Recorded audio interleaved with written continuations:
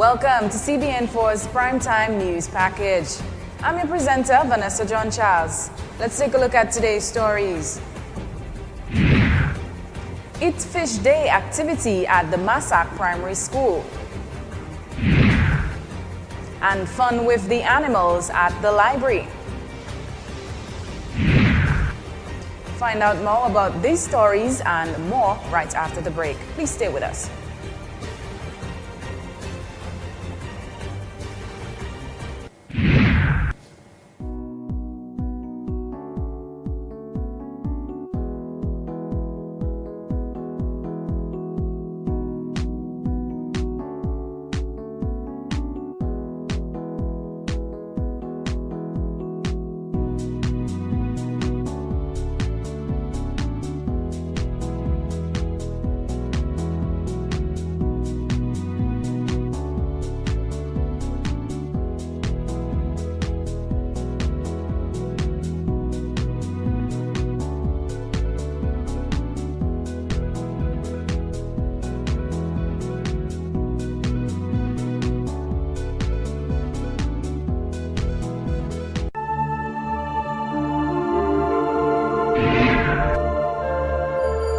You're watching CBN4 News, keeping you up to date every day.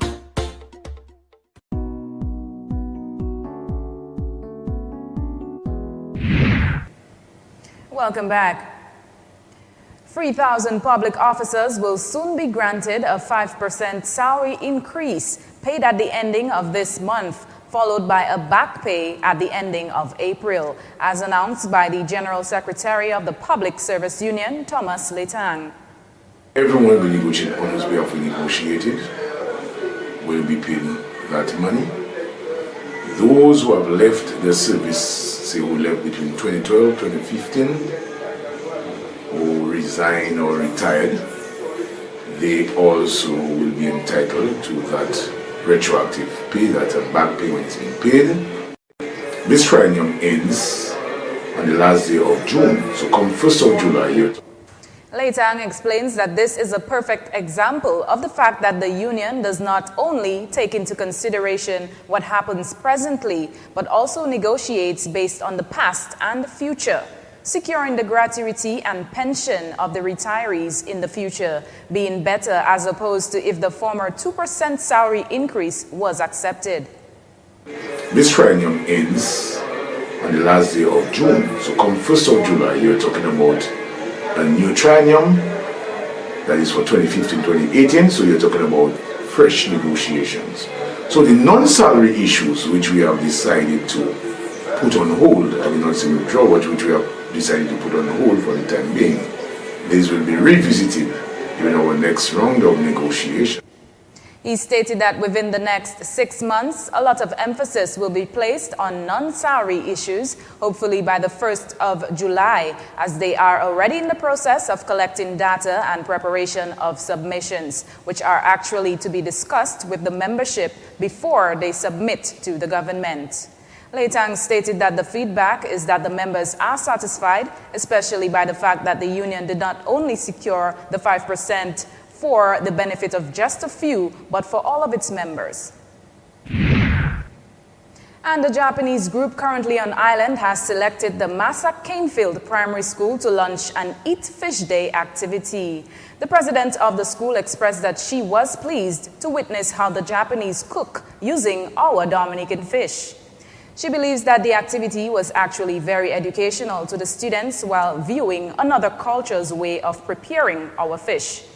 Teacher at the school, Ms. Vital, gave us some more feedback. Well, they cooked the fish in the kitchen. They chose fried fish and I think two others ways of cooking fish.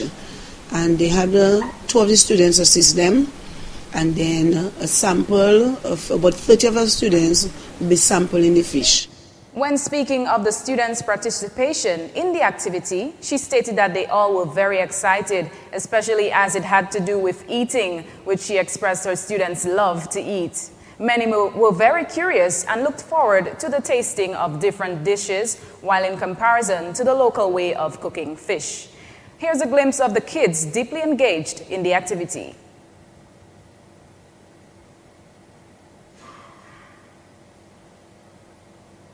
Ms. Vital also informed that this is actually the third time that the school has had an Eat Fish Day event. Some years ago, we had the whole school, where we prepared fish for the whole school. And then I think just recently last year, we were just a few of the students, about 50 of the students, they did the same thing in the kitchen. I think it was Japanese, but a different group. They prepared the fish and the children had the fish to sample. She said that the entire staff of the school are all extremely grateful that the Japanese group chose the Massac Primary School to carry out the activity, bearing in mind that the school has a feeding program where about 45 to 50 students are fed. There they also try to encourage students to eat less chicken, which is not at all too healthy for the body. Because we know that chicken is not really healthy for the body. And if we can get the students at that early age to acquire a taste for fish, I mean, in the long run, all of us will benefit because they will buy more from the fishermen will sell more and be able to bring more money home. You know, the money will be able to circulate within our country. And in other news, the Taijin Cafe Future Children's Art Troupe successfully showcased its various cultural dances and art number last evening at the Arawak House of Culture. The night was filled with enjoyment and excitement as the troupe graced the public with their various numbers, such as the Alive, horse racing, and the Flying Peacock. Honorable Peter Seja, Minister for Education and Human Resource Development, stated that due to the relationship established between Dominica and China 2 years ago, has a tremendous benefit. A few significant technical and economic cooperation activities that our two countries have engaged in over the years, which have been, to my mind, of tremendous benefits to the government and people of the Commonwealth of Dominica. In the area of human resource development, hundreds of Dominicans, both within the public and private sector, have visited the People's Republic of China and benefited from Chinese-sponsored training courses over the past 10 years. Seja also went on to say that the cultural exchange between the two nations played a critical part in the 10-year relationship. And coming up next, beekeepers to come together, and fun with animals at the library. Find out more on those stories when we return right after the break. Don't go away.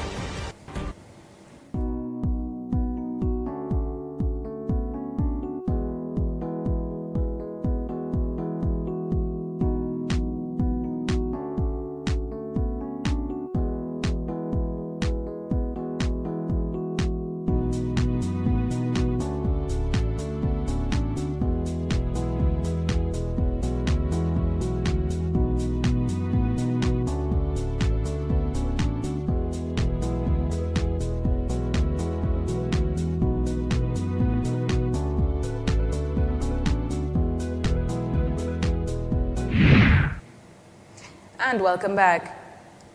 The Apiculture Project is asking members to kindly contribute in order to take the project forward. The member management team of the Apiculture Development Project, sponsored by the Jeff Small Grants, to the tune of 400,000 EC dollars, held a meeting last evening at the Public Service Union building for persons interested in the honey sector. Lennox Fagan, a member of the management team, informed the audience that honey, both in and out of Dominica, is in demand. There's the need for the expansion of the honey.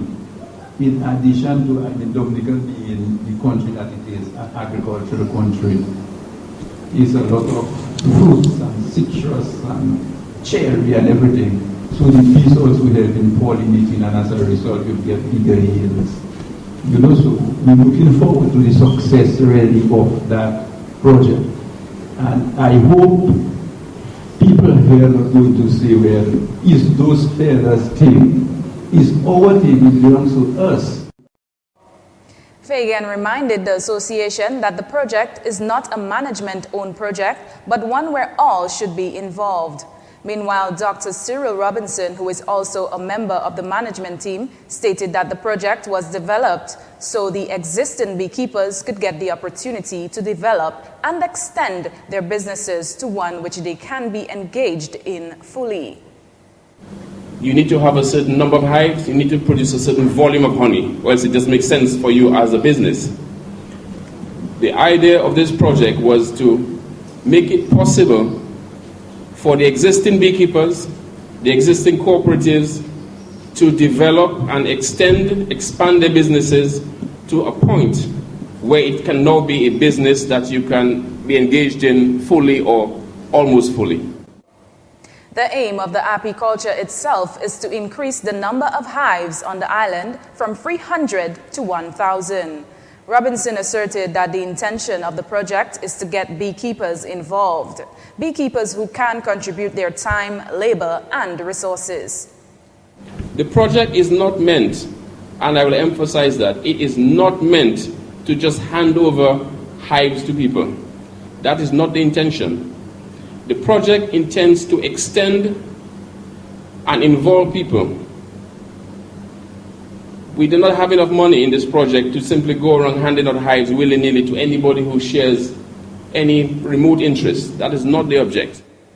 The rest of the evening continued with participants asking questions which they thought should be answered, and experienced beekeepers gave suggestions, all in all engaging in the meaningful discussions as to how the association will move forward.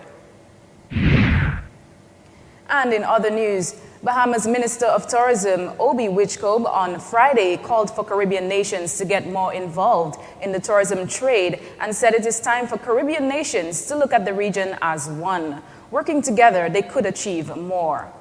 At a regional meeting in Grand Bahama, he told the gathering that nationwide tourism has been the main engine driver of the Bahamian economy over the past 50 years now, with 60% of employment opportunities directly related to it.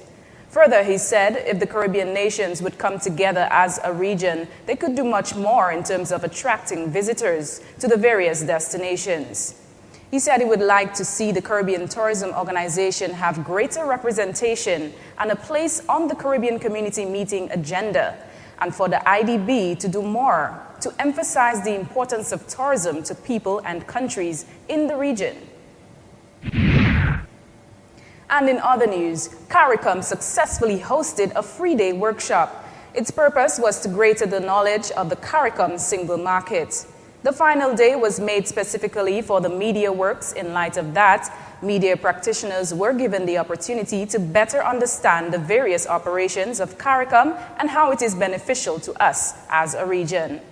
Barbara Jacobs Small, a consultant out of St. Lucia, said that the information was well received and that based on what she's seen here in Dominica, there's an interest in obtaining information. And I have to say that the experience in Dominica was very gratifying, in the sense that you can host a workshop, and if the participants are not invested in the workshop, if they do not have a keen interest in why they are there, and if they're just attending because their media house sent them or their organization sent them, then you defeat the purpose. I got a sense in Dominica that there's an interest in getting information and getting knowledge. I get a sense that there's an openness to acknowledge that there's much more that can be done, and perhaps there was not the impetus to do so before, perhaps because the capacity building had not been done. Coming out of today's workshop, based on the level of participation alone, I get the sense that media workers in Dominica are not only interested in CARICOM and the CSME because it's a news story. I think they get that they are CARICOM nationals, and they have to be empowered and active in the process. Meantime, individuals who took part in the workshop expressed their satisfaction. Tanya Green, media manager of Digicel Play, said that she received a lot of information. As a media manager, I take away from this workshop so much information, and I feel empowered and privileged to be in a position now to go back to my individual media house and set the agenda with my news team as to our responsibility, our role in disseminating information on the CARICOM single market and economy. I think too often we hear a lot about CARICOM, but the ordinary man on the street does not fully understand the technical jargon used in everyday reporting of matters related to the CARICOM single market and economy. And it is our role and our responsibility as media persons to break down that information, to present it in a palatable form. I am not a media practitioner, but my bachelor's degree is in business journalism, and now I see great possibility for me to expand and go out, into the CSME and exercise this part, my profession. We'll be right back with more news right after the break. Please stay with us.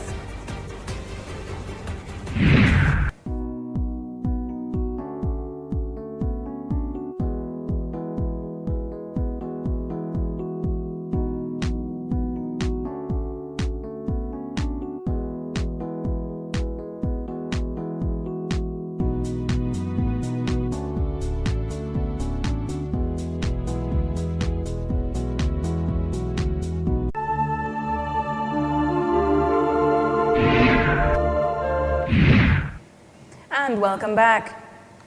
Animal Awareness Day is right around the corner. Every year, the public library changes its environment into a one-day zoo, inviting students from different schools and the general public to view and learn amazing facts about the different animals on the island. Dr. Leonard Sentimi, who works with the Livestock Development Unit, says that as part of the unit's mandate, livestock is sent from the farm at Londonderry. Yeah, because normally we try to show some of the different, all the different species that whether wild or domesticated that we have on island. So you might see something, you might see snakes, like you say, iguana, crabs, and so some people bring some of the pet birds, like some of the exotic birds, something like that. So we have a wide range of animals will be on display. Animal Awareness Day, under the theme A One-Day Zoo Just for You, will be held at the Roseau Public Library on Friday, February the 27th from 9:30 a.m. to 3 p.m. The entrance fee will cost only $2, and all sundry is welcome to experience a one-day zoo. And marijuana has been pervasive but illegal in Jamaica for decades now, mainly being used as a medicinal herb, puffed as a sacrament by Rastafarians and sung about in the island's famed reggae music. After many years of dialogue about the drug strengthened by the changes to drug laws in the United States, Jamaica's parliament gave final legislative approval to an act discriminalizing small amounts of pot and establishing a licensing agency to regulate a lawful medical marijuana industry. The historic amendments paved the way for a cannabis licensing authority, soon established to deal with regulating the cultivation and distribution of marijuana for medical and scientific purposes. Officials say the island's Governor General will formally sign it into law in coming days. And the International Cooperation of German Metrology Institute has been implementing the regional project, Development of Tools for Strengthening a Customer-Oriented and Coordinated Quality Infrastructure in Latin America and the Caribbean over the past 3 years. Director of the Dominica National Bureau of Standards, Dr. Steve John, outlined the Bureau's interest over the years. The Bureau of Standards basically have been at the forefront of trying to advocate the development of the national quality infrastructure. Mr. Roy mentioned some of the key elements in the national, or that make up what we call a national quality infrastructure. He mentioned accreditation, standardization, certification, metrology, and testing. He stated that quality infrastructure fits into the development of one's country, and the government of Dominica is very much aware as one of its key objectives to improve the export of goods and services. Dominica basically has one of its key objectives, and that is to improve the export of goods and services. For that to happen, the role of a national quality infrastructure is critical. Critical in the sense that it is the national quality infrastructure that certifies that the goods or the service meet the requirements of the market. John explained to the gathering that in order to meet the market standards, these requirements must be met. You have to have standards that set the criteria for the product. You have to have a system that says that the standards requirements are met. That is your testing. You have to have a body that certifies that the test results are correct. That is where you have the whole question of testing and certification. He explained that when your system is accredited, it provides the international recognition. Hence, goods or services which goes into this system meets the international market. However, Dominica has not reached that far, John said. Accreditation is important that it covers all goods and services produced by a country. And that's how we conclude the evening's primetime news package. Be sure to like us on Facebook or send us a WhatsApp at 767-614-7199. See you tomorrow.